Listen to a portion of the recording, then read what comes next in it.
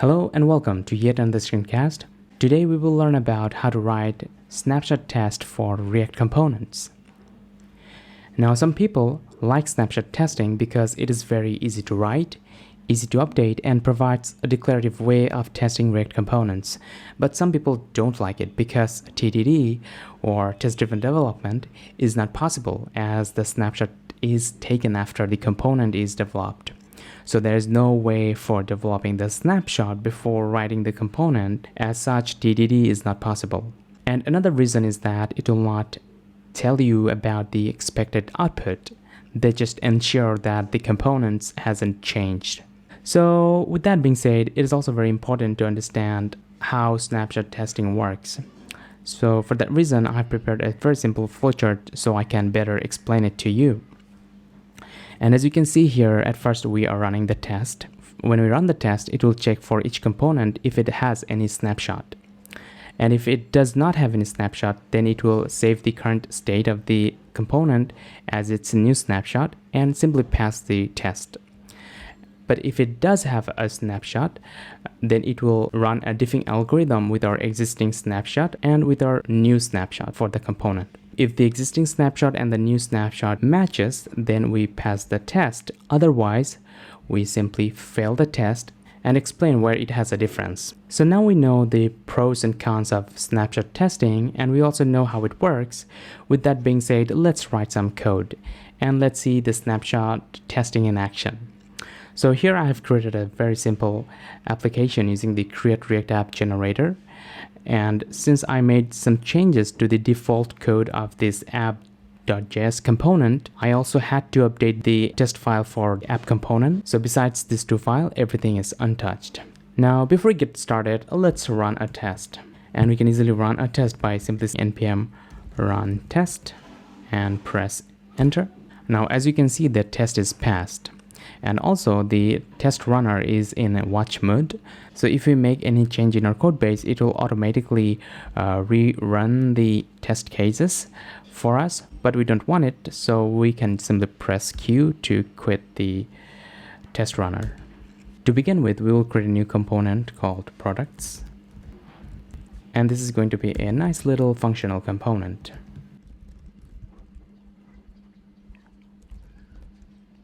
The product components is going to take all the items from its items props. And we set the default value as an empty array. Now at first we're going to check if the length of the items is 0, then we'll show no items found. If items.length is less or equal 0, then we will return a div that will show no items found. Else, so now we know that we have some items in our items array, so we will run a loop on this. So return, we'll just give it our div wrapper, run a loop on the items. So items.map the item and its index, and then we will return a RH4 that will print the item. Save that, and I'll go back to the app component and import the products component here.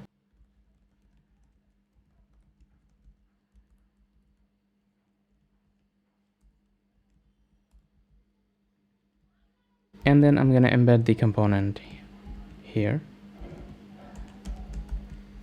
So now it should show no items found once I save the component. And it does. Now let's create an array with a list of items. So list of items is equals to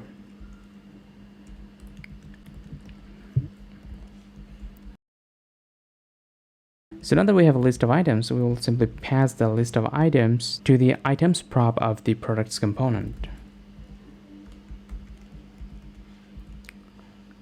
And as you can see that it is now printing a list of items with a wrapper of h4 DOM. If I inspect in here, you can see they're wrapped by the h4 DOM. Now let's write the test file for our product component. So we will simply create a new file called products.test.js. And at this point, we need to install the package called React Test Renderer. So we can simply run npm install React Test Renderer --save-dev. Once it's installed, I'll simply import React in our test file. And I will also import the renderer.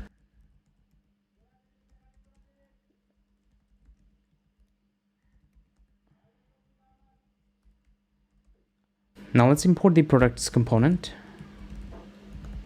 that we're going to test. And here we're going to write our first test case. Renders when there are no items. First of all, we will convert our component to a tree of JSON. So we will create a new variable called tree, and we'll create the JSON representation from our renderer package of the products component.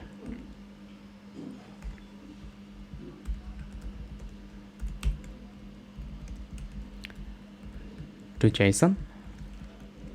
And now we will compare to the match snapshot using the expect method.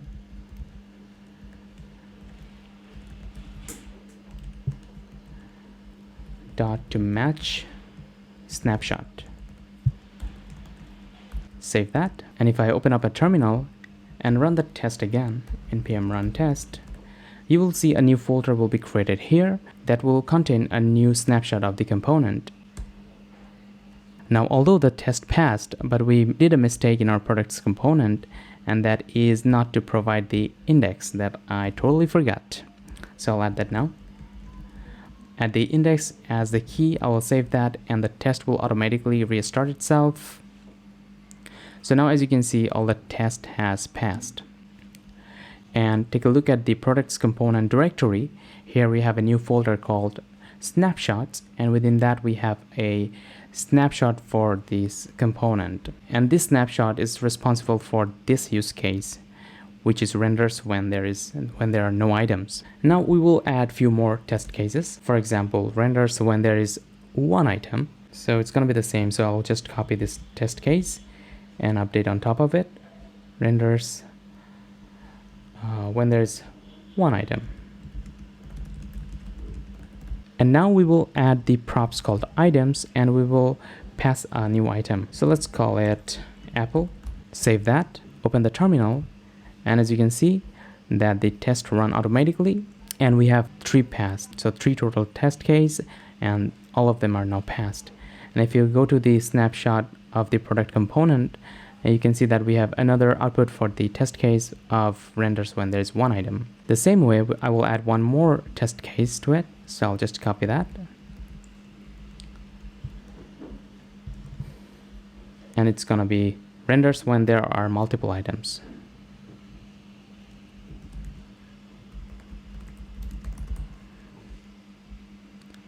I'm gonna just copy our list of items from the app component, and I'll just paste that in here, make them a list of array, and do some basic indentations. Now I'm gonna save, and as soon as I save, it should restart the test runner. And as you can see that now we have total 4 passed, on which 3 of them are snapshots, 2 passed, and 1 just written. But what happens when we made some changes to the DOM of the component? So let's say, for example, in our products component, so right now in our products component, we are displaying all the products using the h4 element. But what if I want to show ordered list? So let's say I have an ordered list, and instead of h4, I will wrap them using the list element. Save this. Now, as you can see that the component itself is working fine, and since it's an expected change, but although our test will fail because the test runner or jest failed to compare with the existing snapshot with our new snapshot. And here's the explanation that what happens. So it fails when we essentially have these changes, which is not expected. But although we know that these changes are expected, and if we want to update our existing snapshot, then press W. That will show a few more options. So now we have this. Press U to update failing snapshots. So now if I press U, it will rerun the test and update all the existing snapshots, and then it will pass the test. And again, press Q to terminate the current test runner. And one more time, if we want to run the test, npm run test. And all the tests basically passed.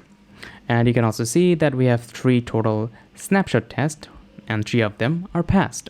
So that's pretty much it for today. And I've also created a new repository for this test project, and I will add the link of this repository to the about section of this video. Since we all know about the global epidemic, stay conscious and stay safe. My social network handle is @RakibTG, so follow me, and if this video helps, please do subscribe to my YouTube channel. If not already, thank you.